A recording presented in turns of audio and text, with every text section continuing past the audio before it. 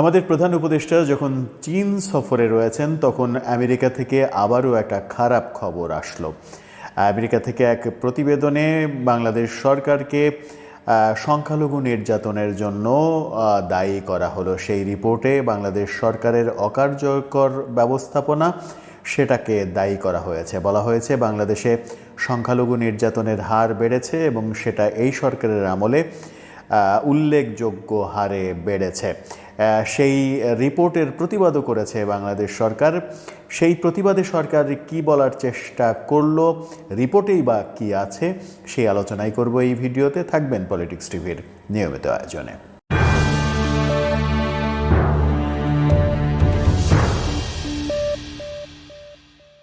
দর্শক, পলিটিক্স টিভির নিয়মিত ভিডিওগুলো এখন থেকে স্পন্সর করছে প্রজাপতি.টিভি। আপনারা এখনই সাবস্ক্রাইব করে রাখতে পারেন, দেখতে পারেন ইউটিউবে, ফেসবুকে, ইনস্টাগ্রামে, টিকটকে। চলে যাচ্ছি মূল ভিডিওতে। বলছিলাম, আমেরিকার একটি রিপোর্ট বাংলাদেশ সরকারের বিরুদ্ধে সংখ্যালঘু নির্যাতনে, বাংলাদেশে যে সংখ্যালঘু নির্যাতন, মাইনরিটির উপরে নানা রকমের জুলুম নিপীড়ন, সেই চিত্র ফুটে উঠেছে।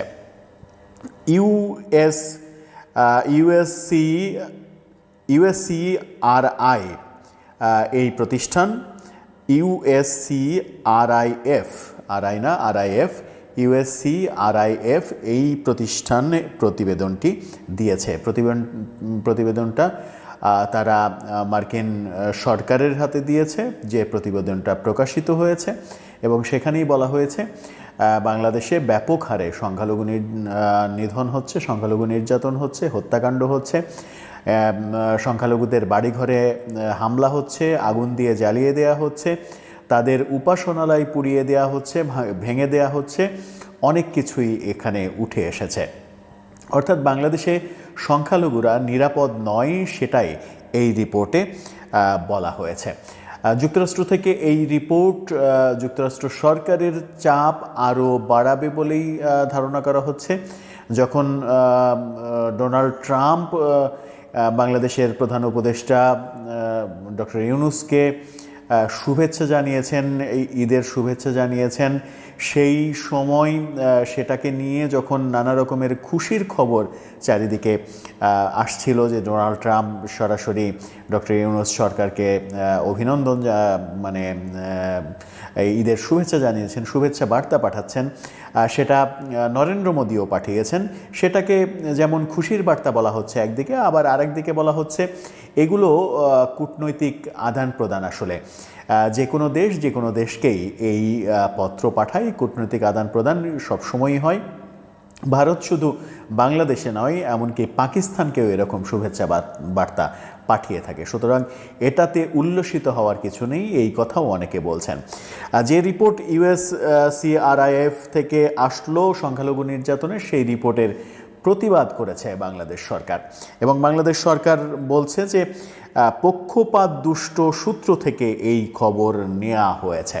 বলা হয়েছে যে বায়াসড কিছু সূত্র থেকে এই তথ্যগুলো নেওয়া হয়েছে, যে সূত্রের কোনো গ্রহণযোগ্যতা নেই, এবং এই সূত্র থেকে খবরগুলো নেওয়া উচিত হয়নি। তারা ইচ্ছা করলেই এই সকল সূত্র থেকে খবরগুলো নাও নিতে পারত, তাহলে তারা অরিজিনাল খবর পেত।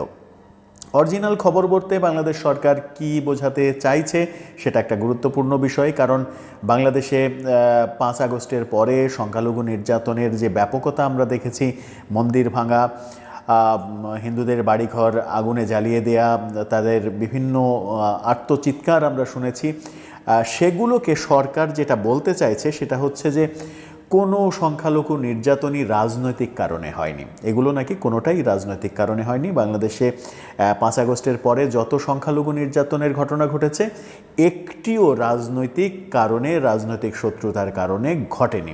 সবই নাকি ব্যক্তিগত দ্বন্দ্বের জন্য ঘটেছে, জমি নিয়ে দ্বন্দ্বের জন্য ঘটেছে, আত্মহত্যার মতো ঘটনার জন্য ঘটেছে, এবং পারিবারিক বিরোধের জন্য ঘটেছে।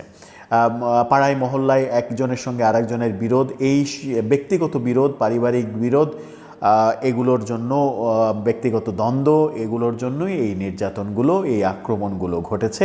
একটিও মবের দ্বারা হয়নি, একটিও রাজনৈতিক কারণে ঘটেনি। সরকার এমনটা বলার চেষ্টা করেছে। এর আগেও আমরা প্রধান উপদেষ্টাকে বিদেশি সংবাদ মাধ্যমের সঙ্গে সাক্ষাৎকারে বলতে শুনেছিলাম যে বাংলাদেশের সংখ্যালঘু নির্যাতন একটিও মবের সৃষ্টি হয়নি, মবের দ্বারা হয়নি, মব হয়নি, একটিও রাজনৈতিক কারণে হয়নি, পালাবদলের কারণে হয়নি। সবই হয়েছে কোনো না কোনো দ্বন্দ্বের কারণে, ব্যক্তিগত দ্বন্দ্ব, জমি জমা নিয়ে দ্বন্দ্ব, এটা দ্বন্দ্ব ওটা দ্বন্দ্ব, সবই নাকি তাদের ব্যক্তিগত কারণে। এটা কতটা সত্য সেটা আমরা যারা বাংলাদেশে বসবাস করছি তারা নিশ্চয়ই অনুধাবন করি। সংখ্যালঘু নির্যাতন শুধুমাত্র কি ব্যক্তিগত দ্বন্দ্বের কারণে হয়েছে, জমি জমা সংক্রান্ত বিরোধের কারণে হয়েছে, আত্মহত্যা সংক্রান্ত নানা রকমের জটিলতার কারণে হয়েছে? এটা কি সর্বৈব মিথ্যা প্রোপাগান্ডা নয়, নাকি আত্মরক্ষার্থে এক ধরনের ঢাল হিসেবে এটাকে ব্যবহার করা হচ্ছে যে ব্যক্তিগত দ্বন্দ্বের কারণে এটা হয়েছে?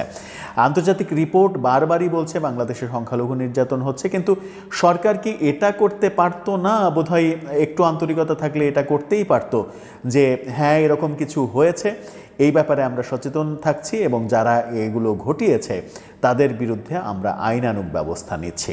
এখন পর্যন্ত সংখ্যালঘু নির্যাতনের ঘটনা যতগুলো ঘটেছে কোনো আইনি পদক্ষেপ কিংবা দোষীরা শাস্তি পেয়েছে তেমন একটা উল্লেখযোগ্য কোনো খবর পাওয়া যায়নি। শুধু কি সংখ্যালঘু নির্যাতন, আমরা মবের মাধ্যমে ভিন্ন মতের অর্থাৎ মুসলিমদের মাঝেই যে ভিন্ন মত, সেই ভিন্ন মত যেমন মাজার সংস্কৃতি, মাজার ভেঙে শত শত মাজার ভেঙে গুড়িয়ে দেয়া হয়েছে, একটি মবও ঠেকানোর চেষ্টা করা হয়নি, একজনও শাস্তি পায়নি। এগুলোকে এক ধরনের পৃষ্ঠপোষকতা দেয়া হয়েছে, উন্মত্ততা প্রতিষ্ঠিত করার সুযোগ দেয়া হয়েছে তাদের বিরুদ্ধে আইনানুগ ব্যবস্থা না নিয়ে। ওয়াজ মাহফিলে সরাসরি ঘোষণা দিয়ে এরকম আক্রমণের ঘটনাও ঘটতে দেখা গেছে। যখন সংখ্যালঘু নির্যাতনের কথা আসছে তখন এগুলোও ঘটছে। এগুলো যখন ঘটছে তখন সরকারের আদৌ কোনো সদুত্তর পাওয়া যাবে বলে মনে হয় না, কারণ এগুলো যারা করছে তারা এক ধরনের সরকারের কাছের মানুষ বলে অনেকে বলেন। সরকারের কাছের মানুষগুলোই এগুলো করছে, যাদের সঙ্গে সরকারের সম্পর্কটা অনেক বেশি ভালো তারাই এগুলো করছে এবং তারা সরকারের একটা বেনিফিট নেওয়ার চেষ্টা করছে এগুলো করে। সরকার তাদের কিছু বলছে না, এই অভিযোগও রয়েছে। এখন দেখার বিষয় যে আমেরিকা থেকে যে রিপোর্টটা আসলো, যে অভিযোগটা করা হলো, সেই অভিযোগের প্রতিবাদ যেভাবে বাংলাদেশ সরকার দিল, সেই প্রতিবাদটা ধোপে টেকে নাকি পাল্টা কোনো দৃষ্টান্ত স্থাপিত হয়, পাল্টা কোনো অ্যাকশান হয়।